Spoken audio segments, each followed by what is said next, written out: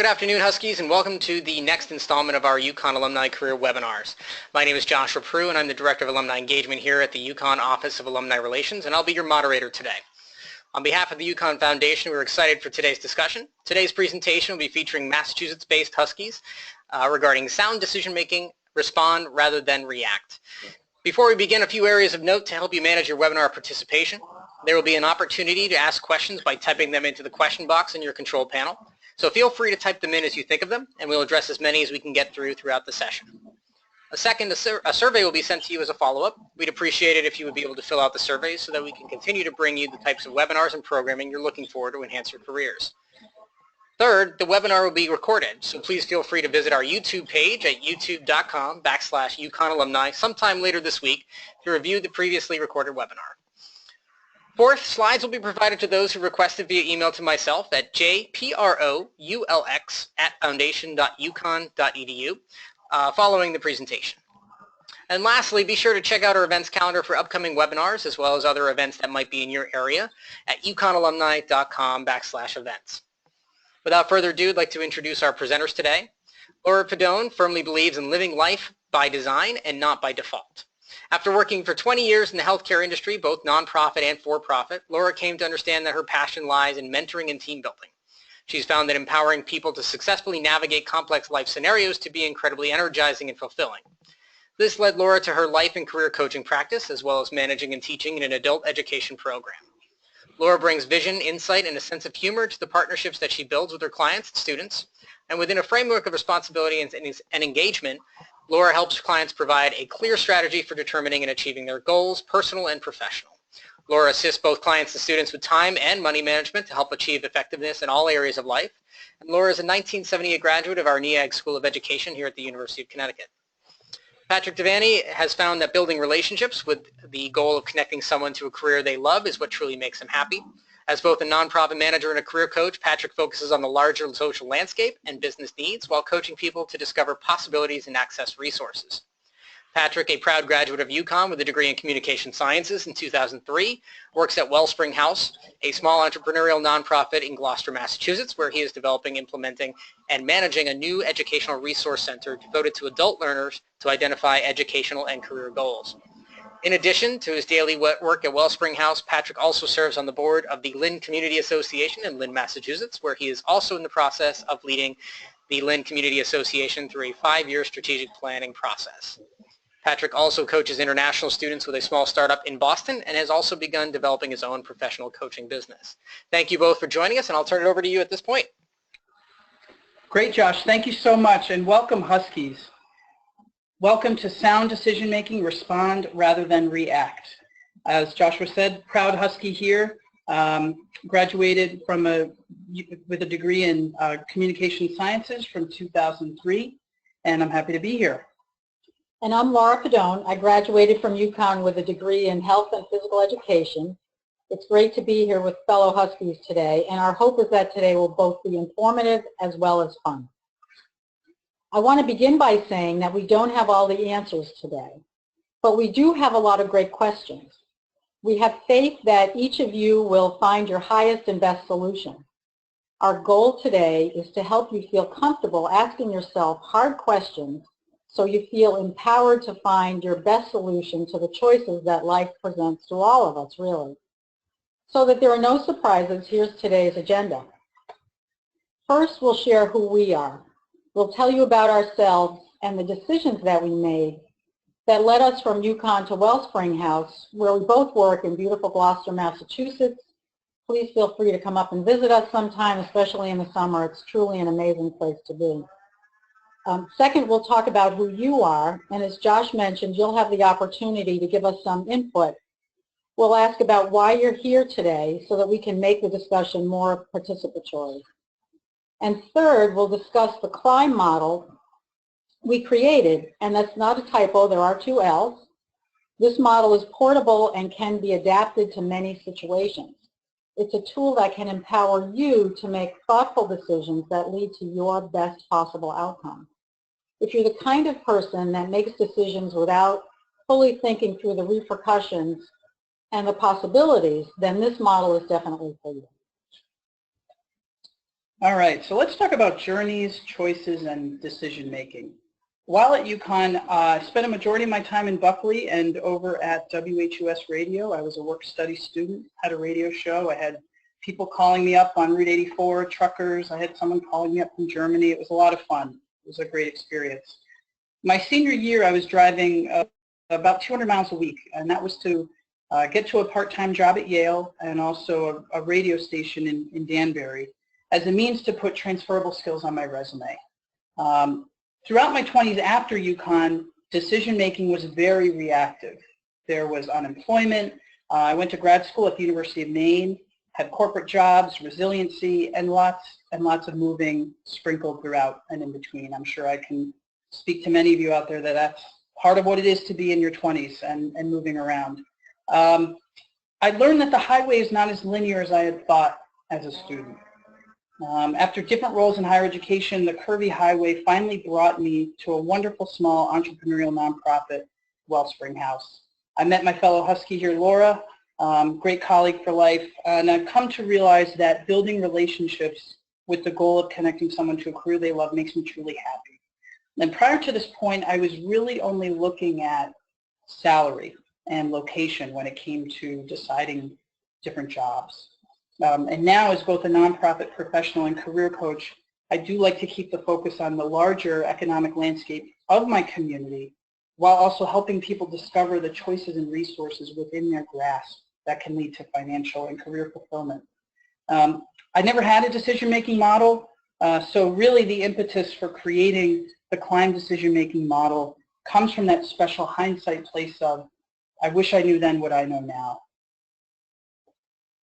And this is Laura. After I left UConn, I eventually fell into a healthcare career where I worked my way up from an entry-level job to upper management positions. I enjoyed part of what I did, but not all of what I did. I rarely took the time as I approached different jobs and applied for different positions to think clearly and reflect about whether the jobs really played my strengths and fed my spirit. I often made very quick decisions and had quick reactions that I felt that I needed to at the time because of family responsibility, without really looking clearly at what all the options might be, and that indeed there might be more than one option. There might be 2 or 3 choices. 3 years ago, I made a challenging and incredibly rewarding decision to leave this healthcare management industry.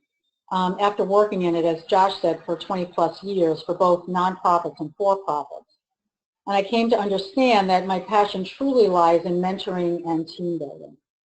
And I find empowering people to successfully navigate complex life scenarios and make decisions from them to be very energizing and fulfilling, which led me to my life and career coaching practice and back to teaching.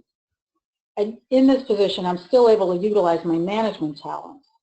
One of the most important things I've learned during my journey, and I have sure learned it the hard way and many times over, is to put a pause between the stimulus and the response. And I now strive to have much more thoughtful responses rather than knee-jerk reaction.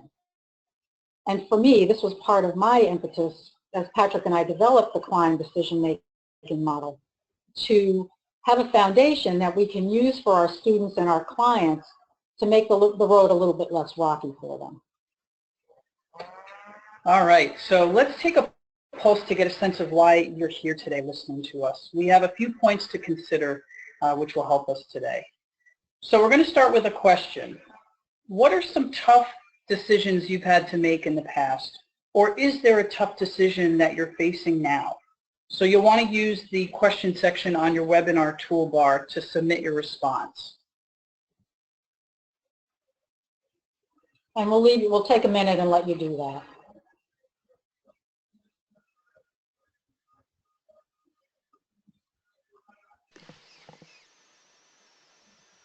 Come on, folks, don't be shy. Drop those into your question toolbar right on the right-hand side of your webinar access bar.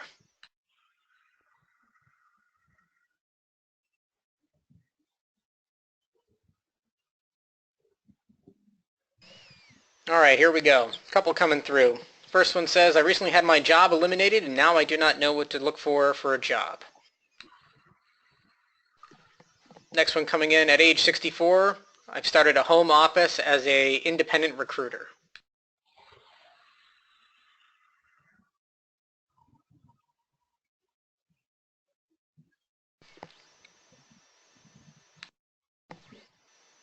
Made the decision to join this webinar because I thought it'd be a great chance to sharpen some skills.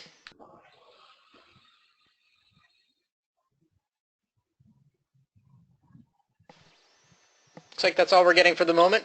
Patrick, Laura? All right. Well, that's great because these certainly reflect common themes that we see with our students. So the good news is that this model will certainly help with these situations that we heard. This is great. And this is exciting, and thanks, folks, for taking a minute to give us your thoughts and ideas and your experiences.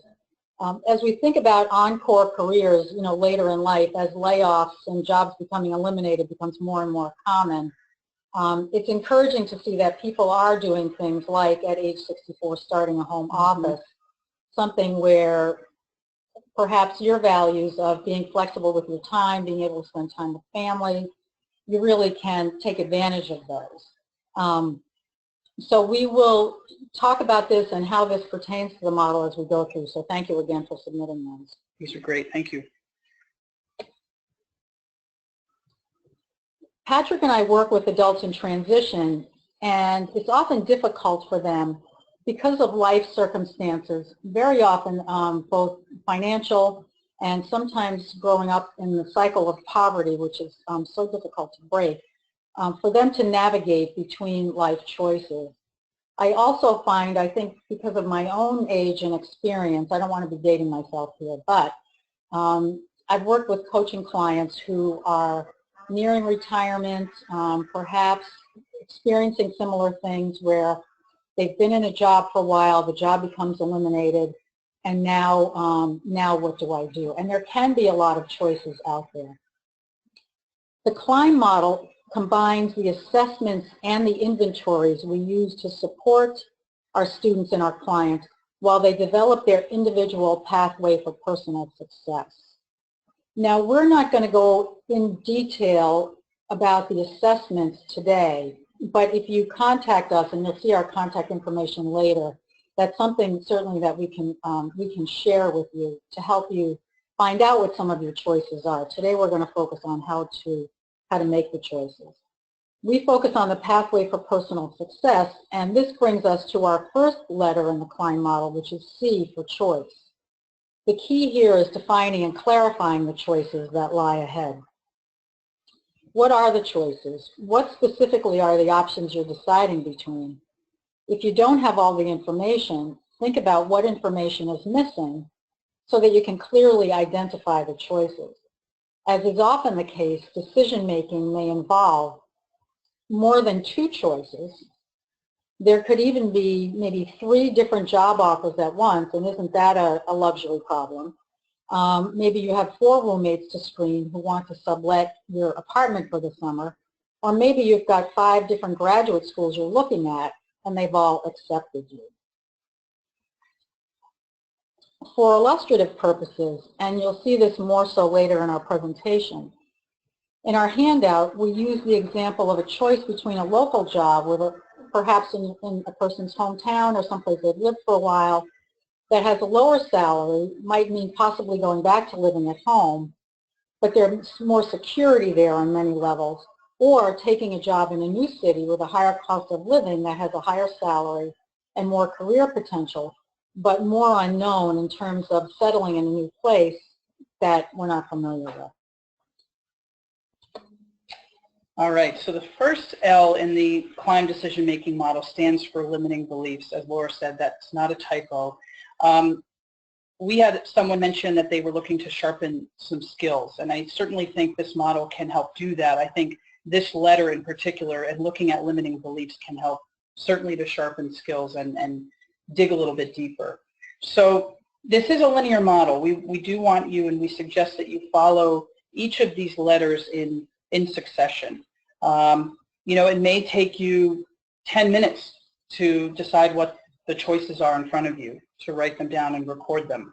Limiting beliefs may take a little bit longer, and that's okay. It may take a few hours, maybe you have to sit on this and come back to it, and that's fine. This isn't meant to be a 5-minute, I'm done, moving on kind of thing. Meant to be thorough. So after we clarify the choices, you want to identify the limiting beliefs. So what are the beliefs that are holding you back from achieving your potential? Have you ever caught yourself or people saying things like, I can't, I have a hard time finishing what I start, everyone seems to get all the breaks, the world is against me, or all of the above. These messages can be internal, they could also be external.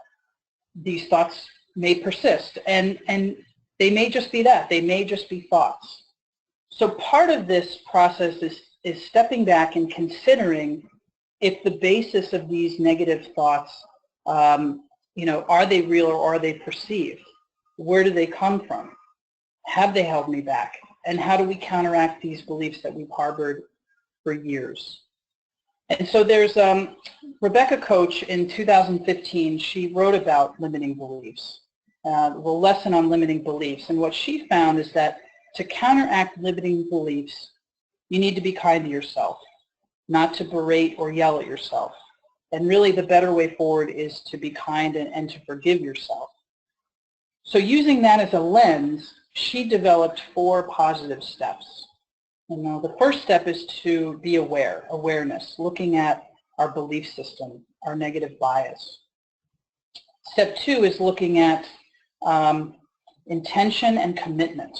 So part of that process involves thinking to yourself, you know what, brain, we're in this together. You're not against me, you're with me. And then practicing is step 3. So reflecting for 12 seconds. All it takes is 12 seconds. Writing it out, speaking it, being it, and not dreaming it. Thinking for 12 seconds about the positive. We have a career development class, and we walk students through this process of just taking 12 seconds to reflect. It's powerful, and it can make all the difference as students move forward. So definitely take the 12 seconds. And one of the things we do with students as part of this process is we're big fans of Amy Cuddy's TED Talk on how your body language can change your life, and how even changing your physical posture while you're reflecting and while you're saying the change in the limiting beliefs out loud can really empower you and work with the chemicals in your brain to actually change it. Exactly. Yep. And the 4th step is kindness and humor, which is essential for life. We see these job descriptions and they say looking for someone who has a good sense of humor. But boy, isn't that a good life lesson to just have a good sense of humor. So to wrap up limiting beliefs, it's thinking about those beliefs that have held you back. This exercise, it's really an exercise in being honest with yourself. And that's really key, the key takeaway here, the limiting beliefs. The second L in the Klein model stands for locus of control. Do you feel that you're in charge of your destiny? Do you have an internal locus of control where you feel that you make things happen? Or do you have more of an external locus of control where you feel that things happen to you? Why bother? There's nothing I can do, versus look what I can do, and look, I can determine my future. The study of locus of control dates back to the 1960s with Julian Rotter's investigation into how people's behaviors and attitudes affected the outcomes of their lives. Your locus of control can play a huge part in determining your long-term success. It can make the difference between looking at life situations and choices either as barriers or as opportunities. Do you believe that you can determine your future, or do you feel that your future is only affected by external factors? That external factors and things happen to you, i.e. bad luck, to quote Cher from Moonstruck. In general, people with an internal locus of control engage in activities that will improve their situation. For our purposes, take an active role in decision making. They work hard to develop their knowledge, skills, and abilities, which helps them gathering information to make a good, sound decision. They take note of information that they can use to make decisions that result in the highest and best outcome for themselves, and they have a much more participative decision-making style. Now consider why it would be important to know this about yourself. If you do feel that things happen to you and you fall victim to the whims of life, how can you turn this into a positive? How can you turn this around so that you feel you have a say in what happens in your life? Reframing how you see situations unfolding in your life can help to illuminate the career path and other paths, and hopefully get you energized about the choices that lie ahead. It's definitely a big downer if my job has been eliminated and I'm feeling like this is totally controlling my life, that there's nowhere to go but down here. Or can I take a look at it as an opportunity and a challenge of what might be the thing that I can do next and get energized about it? And that's not something that happens immediately. It's definitely something that we need to work on. And some tips for doing that, some tips for developing an internal locus of control. The first is to recognize the basic fact that you always have a choice. We are volunteers, not victims. Making no choice is actually a choice in and of itself, and it's your choice to allow other people or events to decide for you. That may be the best choice sometimes, but in general, I would say that's not the case, but occasionally that might be the best way to go. The second is to set goals. Recognize how by working towards the goals that you've set for yourself and achieving them, you're managing what happens in your life. As you do this, you'll find that your self-confidence quickly builds. The third is to develop your decision-making and problem-solving skills. So if I decide that I want to take up golf or tennis, I need to take lessons, I need to practice. I'm not going to be an expert right away. Same thing with decision-making and problem-solving skills. You'll feel more confident and in control of what happens. You'll find that you can navigate and understand situations which might have really overwhelmed you in the past and give a real boost to your confidence. And the fourth is to pay attention to your self-talk. When you hear yourself saying things like, I have no choice, there's nothing I can do, or I have this, I have to do this, it's the only option, step back and remind yourself that you do in fact have some degree of control and there's always some choice you can make. Again, is it the limiting belief real or is it perceived? It's your choice whether you exercise the limiting belief or not. Laura, Excellent. if I can jump in real quick before you guys move on, there was a question regarding the early part of that slide. You had mentioned a number 4 that kind of cut out a little bit. If you could allude to that, it was about 4 minutes ago or so. Number 4 on that, but pay attention to your self-talk. I believe that's the one. Okay. Okay. So the fourth is to pay attention to your self-talk. When you hear yourself saying things like, I have no choice, or there's nothing I can do, or I have to do this, it's the only option, step back and remind yourself that you do in fact have some degree of control. Again, is the limiting belief real or is it perceived? It's your choice whether you exercise it or you believe the limiting belief or not, or you take an action to do a different step and change that limiting belief. Did that answer your question, Josh? I believe so. I'm replying back to the individual right now. If it is, I think we're in good shape. Okay. Okay, great. If not, keep us posted. All right. We can always circle back at the end of the presentation as well. Great. Okay. So the heart of the CLIMB decision-making model is inspiration. So I would like for you to take a poll. We're going to do a poll on how you have made decisions in the past. And so you'll see the options pull up on your screen. But A is using your gut. B is polling your peeps. C, doing tons of research. D, all of the above. Or E, does life just seem to happen for you without any foresight? So that poll is now live in front of you, so if you can take a moment and check off which box applies, we'll leave it open for about 30 seconds. Thank you.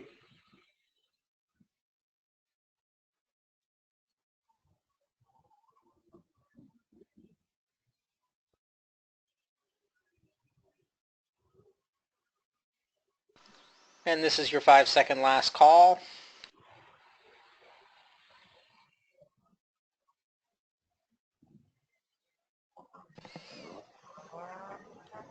Okay, here are your results.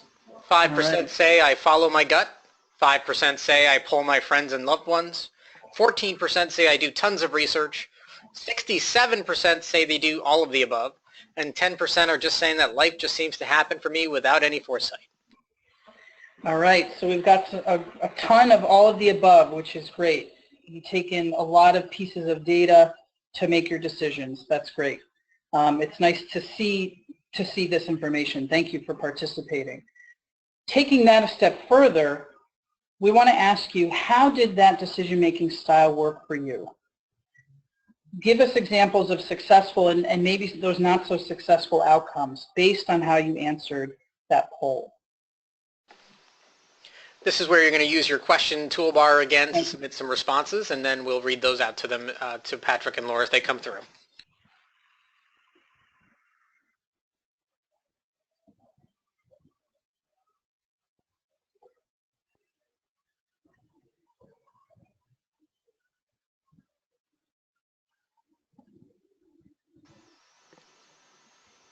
Don't make us pull up a Ferris Bueller media clip to put out there. Cricket. I will go and find Ben Stein and have him say something to UConn folks. Come on, guys. All right, keep ourselves open to opportunities that I might not have even considered came through. Okay.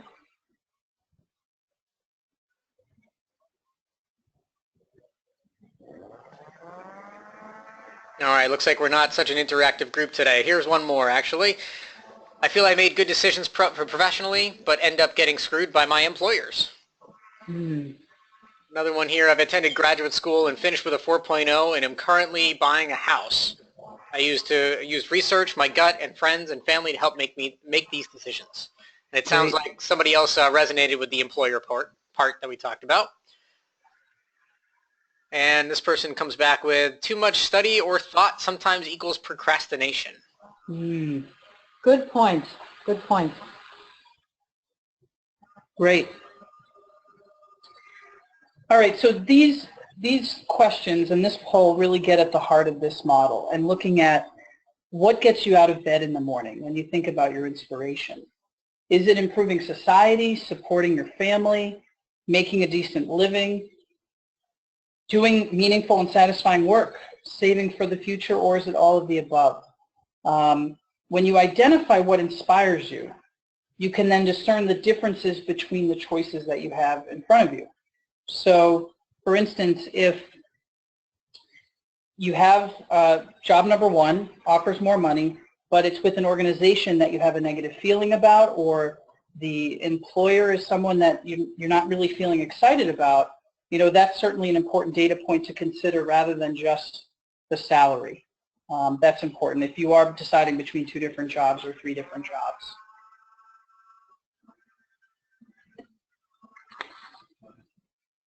Okay, the M is for motivation. So just the facts, ma'am. Motivation and inspiration work hand in hand and help to identify key data points. Knowing your motivation helps you lay out your reasons for choosing one option over another. And I loved what one of the, some of the feedback we got about, you know, the overanalyzing can lead to procrastination, which I love to call analysis paralysis. We want to make sure we don't veer off in that direction, but also getting the information that we need. Knowing your motivation helps you lay out your reasons for choosing one option for another. We suggest that you begin with the head check. What are the facts about the decisions? As Joe Friday would say, what are the facts? Some examples of that might be, what's the benefit package? Is there room for growth and advancement in this company I'm considering? What's the commuting distance and what's the commute like? What's the company culture like there? Second is the experts check. What do my academic advisor, other UConn alumni, a local career center, the Bureau of Labor Statistics, etc. say about this career or this career category? Is it growing? Is it in a growth mode? Is it shrinking? You know, what kind of, what's the increase in job opportunities between now and say 2022? One example of that is identified fellow UConn alumni at both companies that I was considering and gathered their perspectives about the company culture. Maybe you know that culture is important to you. maybe even more so than salary or benefit package. You want to work in a place where you feel that you can really be yourself. Third, we have the loved ones check. What do the people I care about and whose opinions I value the most say about the decision?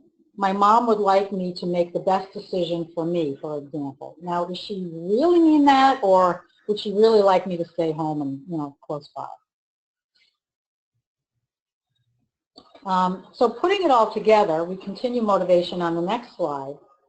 Which of the motivational and inspirational sources that we discussed hold the most weight for me? What inspires me? What are the facts? What do the experts say? And what do my loved ones say? And, if you've gone through these steps and you make a decision and you choose a job and the outcome isn't great, can we put a plan B in place? Is there a way that we can shift our attitude about that, which again takes work, doesn't come automatically, to, okay, I did the best that I could at the time, let me move on to the next challenge and the next opportunity. Knowing what inspires and motivates you and understanding your value system can help gain clarity on key data points which have the most weight for you. Now, these key data points will be different for everyone. There's no right or wrong with it. It's just really what is most important for you and what holds the most weight for you. When I went through the career transition 3.5 years ago, I worked with a career counselor, a career coach, and one of the things that surprised me was that salary was not the most important thing to me. I wanted to work at a place where I cared for and respected the people I worked with, and they felt the same way about me, and that it was work I really believed in, that I was really contributing to society. I thought, where did that come from? But once I learned that about myself, because I had always scrambled for the salary and the title, once I learned that about myself, it made it much easier to make decisions. My style, and so maybe I'm in the majority of people that responded, is I will do all of the above also. I gather data, I check with trusted sources, I take time to reflect on what I've learned, and in the end, I go with my gut. When I made the career transition, family members thought, and I think hoped, that I would get another healthcare management job right away. And I did interview for and get offers for similar positions, but none of them felt right. Like literally, I had a visceral reaction to a couple of them that my gut told me not to take them, and I moved in the direction of going back to my roots of teaching and coaching. And it was a difficult decision, but ultimately, the daily peace of mind and contentment that I get for me and my family that I get from the job won out. B stands for barriers. So what are the potential barriers to recognize as you look at the choices that you have? Now, are they real or perceived? So this is similar to limiting beliefs, but it's slightly nuanced. So a real barrier could be, we had the example about starting a home office. And let's say real barrier could be, I don't physically have the space for a home office, but I would like to work from home. That could be a real barrier. Or I don't own a car and I can't afford one, but will need one for job choice number 1. A perceived barrier could be the job description states 1 to 3 years of Salesforce required, experience required. But perhaps you have all 8 other qualifications for that job. You can, stay composed and with humor while juggling multiple priorities. That's huge. Anyone, and most people, I won't say anyone, but a lot of people can learn Salesforce. But having the skill to manage multiple tasks and priorities while having a good outlook and having some sense of humor, now that's a soft skill. That could be harder to learn. So you want to look at, as you think about your barriers, what's perceived and what's real, and dig a little bit deeper on uncovering these. So in review of the Klein model, we've clarified choices, we've identified limiting beliefs, we've determined what our locus of control is it internal or external, we've gotten in touch with our inspiration, we've checked our facts, our experts, and loved ones, regarding our motivation, and we've recognized potential barriers. Are they real or are they imagined? Now that we've completed these steps, it's time to make a decision. Reflecting on the work you've done, which choice and which decision will bring you the best outcome? Which choice will serve you the best? And this really only every individual can decide for themselves. It's the criteria, the factors are going to be different for everyone. Great, and here's the takeaway that you have for today. So as you look, the example that we had was, Laura had mentioned option A, I stayed home to work, to take a lower paying job and to stay at home, or B, I take a higher paying job farther from family in a city I don't know. And then on the reverse, on the worksheet, you have a blank for you to use. So many of you, I'm sure, already do and go through many of these data points already. This model really helps to put it all together, to put it on paper. So we had the example of someone that had recently bought a home and did all that research. So you've probably done many of these steps already. This is just a way to capture it all for you. We're really grateful that you all joined us today. Thank you so much for your time. We hope that you have some takeaways that you can use as you make decisions in the future. I think Josh will mention that the slides are available. If you'd like them, you can let him know. We'd love to hear how the model works for you. Have you shared it with other people, and has it made a difference for them? Please feel free to contact us. You can call us. These are our office numbers. And you can also get on LinkedIn and email us on LinkedIn.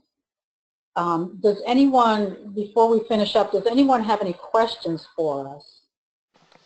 Laura, we did get one question coming in. Can you jump to your first slide? I believe, if I'm not mistaken, it would be the slide right after your introductory images that you had there, the very first.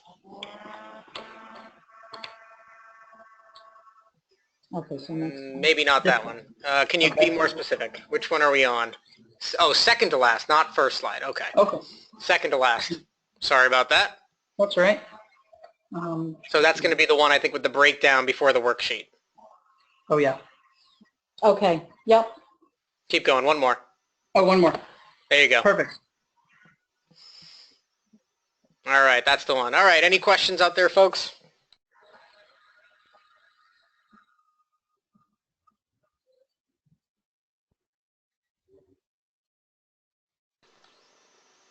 One of the questions coming through says, what about if there is a barrier in terms of your employer? What are some methods that you might have to kind of overcome that barrier, which is mostly out of your control? I would say with, in terms of not being able to reach, to get to that employer in terms of distance or location. Yeah, could you give us a little bit more detail with that?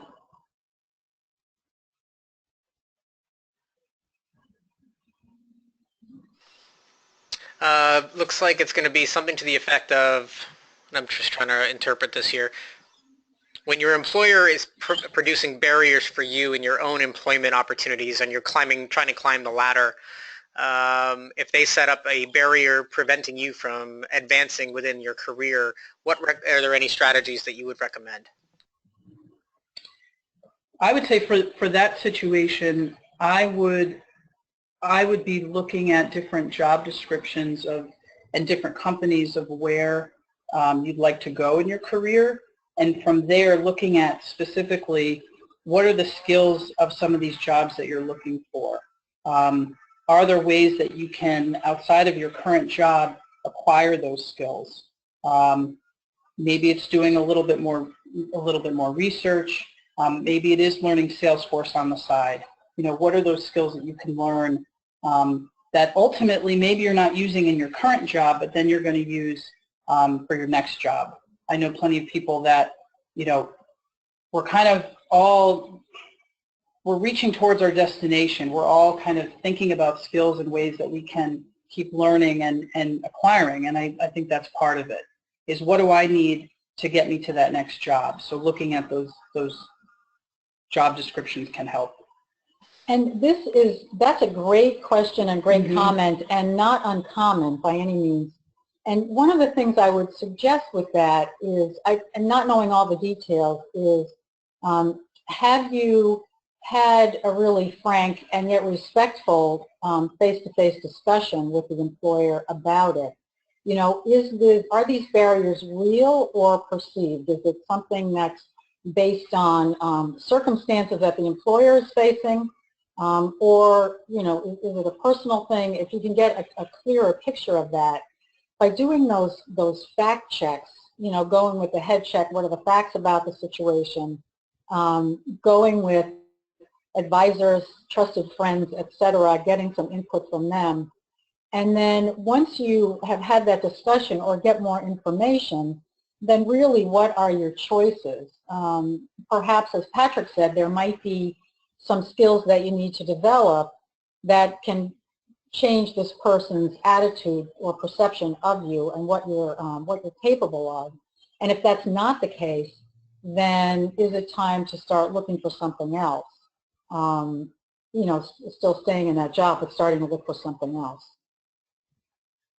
So getting more information. And one thing I think about with clients I work with is there's often a fear of directly having a conversation with an employer. And what are those fears about? Are those limiting beliefs real, or are they, you know, based in fact?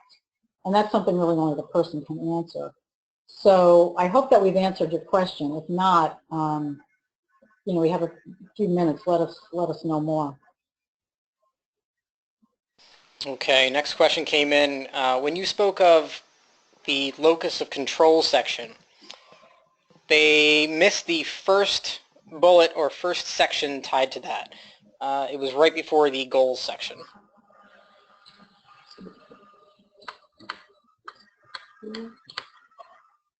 Okay. Okay, so locus of control. And say the question again, Josh. They've listed what was number 1 under locus of control, so the first bullet point that you spoke of.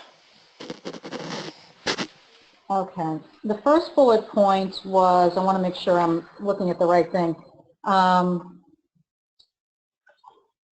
Okay, in general, tell me if this isn't it, people with an internal locus of control engage in activities that will improve their situation. So they would engage actively in decision making. They work hard to develop their knowledge, skills, and abilities. They take note of information that they can use to make decisions that result in the highest and best outcome. And they have a more participative decision-making style. All right, let's hope that's right. All right. Let me throw another thing out here if we have another minute. We also talked about tips for developing an internal locus of control. And the first one on that was to recognize, and that's recognize the basic fact that you always have a choice. We're volunteers, not victims. Making no choice is actually making a choice. And it's up to us to determine whether we're going to allow other people or events to decide for us.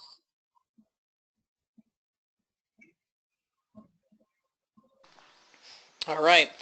If you guys don't mind jumping to the very last slide for us. Sure. And if anybody has any final questions, please type those in. We'll get to those in just a moment. Want to make sure everybody's aware of our upcoming and last webinar of the spring term, April 13th, 12 p.m. Eastern Time, 10 small changes for a healthier office. We will have a alumna who's working as a associate professor at Bucks County Community College in Pennsylvania, as well as has her own nutrition and sports athletic training program, sports nutrition and weight management program here. This will basically be for those of us that are glued to our offices and our desks and always looking for something else to keep us moving. Whether that's making sure we get up and take a walk every 45 minutes to an hour, we look away from our computer screens, you know, those type of things, as well as a few other things that we can do to kind of train ourselves to be a little bit more healthy while working in an office environment. So you can find information about that at uconnalumni.com/events. It's listed under our April webinar, so for the 13th. Would love to see you all there, and that's going to be our last webinar of the year. Yes, the webinar will be posted to view. Again, it'll be found at youtube.com/UConn alumni, and then there's a webinars channel. It will be up there as soon as I can get it uploaded. So hopefully before the end of the week. Usually I get it up before the end of the day, but depending on how the day goes, you never know. So I will make that promise for Friday. And then from there, if you do want to see slides, you all have received numerous emails from me at this point. Just reply to one of those emails, jproulx@foundation.uconn.edu, and I can get those over to you. Last question that came in, can you talk a little more about seeking out mentors and what you would recommend? I would, this is Patrick, I would recommend, as I like to say, starting close to home, what's in my own backyard. So looking at who am I currently, who's in my commute that I see every day, who are the people in my life currently, who are the people currently in my job. Looking outside of that, looking at potentially neighbors. I mean, anyone really could potentially be a mentor. There's a great quote that says, finding a mentor is the most important strategy for climbing the professional ladder. I wholeheartedly would agree with that. It can be that basic to start, and then from there thinking about professional associations related to your industry, related to what you're interested in. If you're looking to move into a different industry, I would look at going to national conferences and local conferences related to that industry to meet and connect with people. From there, I would say, like I said, I think just tapping into your own network of who you already know and then moving out in, you could say, concentric circles from there would be my advice on that front. Laura, do you? And I would, echo what Patrick said. Really use your network. You probably have more of a network than you realize that you do. It could be family, friends, etc. The clearer you can get on what you're looking for and what direction you're moving in, the better, because then you can go to someone with a really concise idea of, this is what I'd like to do. Tell people what you're looking to do. Tell people what you're interested in. And ask them, do you know anyone that does this, so that you could do an informational interview or contact people. Because usually people are very happy to help and or to talk about themselves and what they do. And I would say, too, people that love their jobs and are happy, they love talking about themselves, and they love sharing information, generally speaking. If I can throw one piece out as well, one thing that we've found is that fellow alumni are always eager to help you as well. So whether you're involved in your local group, you find them on Facebook through one of the local alumni groups that we have throughout the country, or if you're looking on LinkedIn, there is a Find Alumni tool specifically that connects you right to fellow UConn alumni that are on LinkedIn. I believe there's over 100,000 that are there. Oftentimes an introduction saying that I'm a fellow Husky, just want to talk to you about your experiences and pick your brain. Chances are we found that most people are successful with that. So just by that commonality that we have as being Huskies. And find Laura and I mean, look through that database, find us, go to LinkedIn. We'd certainly love to hear from you. Yeah, whatever we can do. And Josh, thank you so much for coordinating this and all your patience and support. Of course, my pleasure. Thank you. All right, everybody, thank you so much. We'll see you next month. All right, thanks, everyone. Have a great day, everyone.